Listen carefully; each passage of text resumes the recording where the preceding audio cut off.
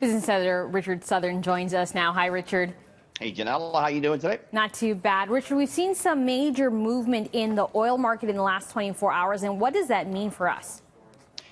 Was good for Bay Street. It's going to be a little bit of a mixed picture when it comes to filling up your tank if you need to. But Ginella, we today saw the biggest ever percentage point jump for oil. You know, the price has been decimated. We're not using as much oil. We're staying home. The factories are closed. And then we have Saudi Arabia and Russia, the two biggest oil producing nations. They're pumping a lot of oil out of the ground, way too much. What happened today? U.S. President Trump came out and he said he expects Russia and Saudi Arabia to finally turn down the oil taps and cut back on production. So oil was up 25% to $25.32.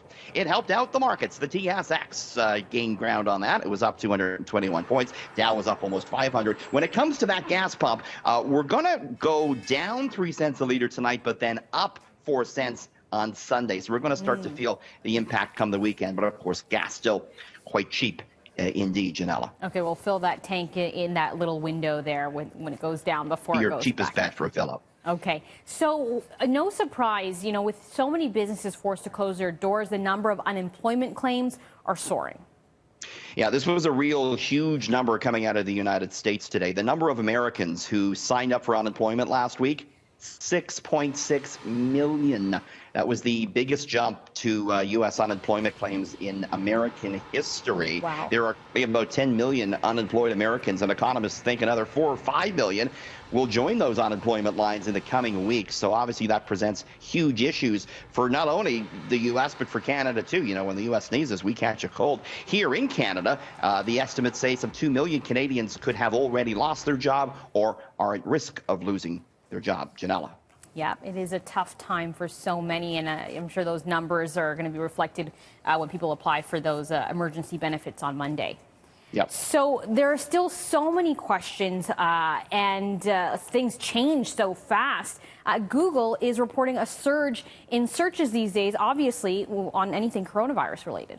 Yeah, it's always fascinating to look at what people are Googling because it's such a reflection on who we are and what we're thinking about.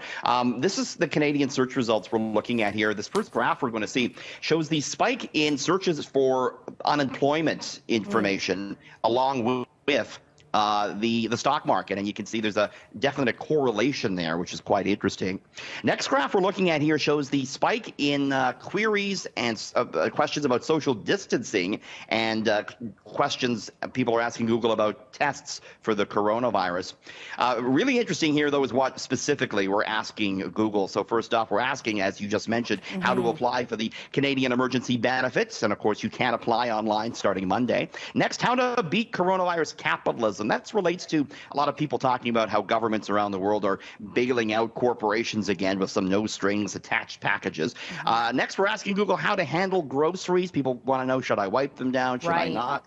How to apply for benefits coming up again, and how to make a homemade mask. So again, always interesting and very reflective of us, what we're searching for on Google. Yeah, none of those are really shocking. It's all the things that people want to know, how to get around, how to cope and navigate this new world that we're living in and will be living in for maybe the next 12 weeks, 3 months. That's what the health officials said yesterday. Looks like it could be a while. Ginella, I'm back just a little bit after 6:30 with you.